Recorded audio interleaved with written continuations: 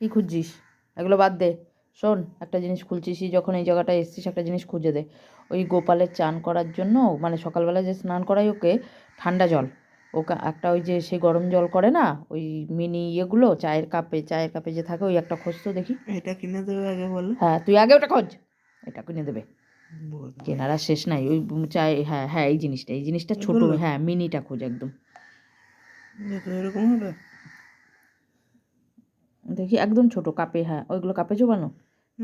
কীরকম দাম আছে এগুলোর? 200 টাকা। এটা 292 টাকা। আগে রিভিউ দেখ, কোম্পানি দেখ, যেটা ভালো হবে ওই কাপে চোবানোরই যেটা ভালো হবে সেটা সেটা অর্ডার কর। কেননা গোপালের চান করতে অনেক কষ্ট হচ্ছে সকালবেলা ঠান্ডা জল দিয়ে, আর বারবার তো আর গ্যাসে এসে গরম করা যায় না জল।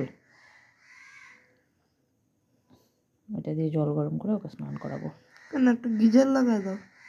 লাগাবো, আমার বাড়িঘর মানে আমার না, মানে গোপালের নিজের বাড়িঘর হোক, গোপালের বাড়িতে যখন থাকবো আমরা তখন গোপালকে গিজার লাগিয়ে দেবো, তোকে বলতে হবে না।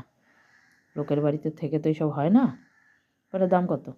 320 টাকা। কোম্পানিটা দেখ, কোন কোম্পানি ভালো হবে সেটা আগে দেখ।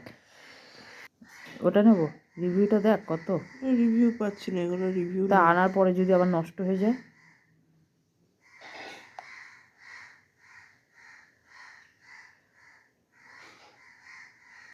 তাহলে সাথে একটু দামের মধ্যে নিও, ওই মগই নিয়ে নাও, মগগুলো সেফ।